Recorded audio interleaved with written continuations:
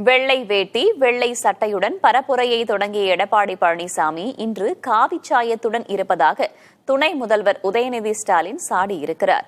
திருவண்ணாமலை மாவட்டம் வாணியந்தாங்கலில் திமுகவின் மண்டல வாக்குச்சாவடி பாக முகவர்கள் கூட்டம் நடைபெற்றது. இதில் பேசிய உதயநிதி, தகுதியான அனைத்து மகளிருக்கும் 2 மாதங்களில் உரிமை தொகை வழங்கப்படும் என கூறினார். பாஜக அரசு எடுத்துக்கிட்டீங்கன்னா பாசிச மாடல் அரசு அப்படின்வாங்க. கடந்த 10 ஆண்டு அதிமுக அரசு சொன்னீங்கன்னா அடிமை மாடல் அப்படின்வாங்க.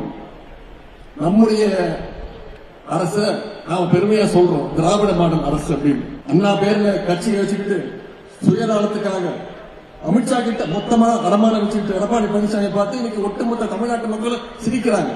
கோவில் நிதியில ஏழை எளிய பிள்ளைகள் படிக்க கல்லூரி தொடங்கினா திரு எடப்பாடி பழனிசாமி அவர்களுக்கு ஏன் கோபம் வருது? இந்து சமய அறநிலைத்துறையே இருக்கக்கூடாதுன்னு சொல்ற பாஜகவோட கூட்டணி வச்சதுனால இன்னைக்கு எடப்பாடி பழனிசாமி அவர்களும் ஒரு முழு சங்கியா மாறி இருக்காரு.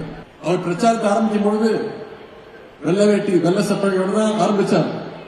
ஆனா இன்னைக்கு முழுசா காவி சாயத்தோடு இருக்கிறார் திரு எடப்பாடி பழனிசாமி.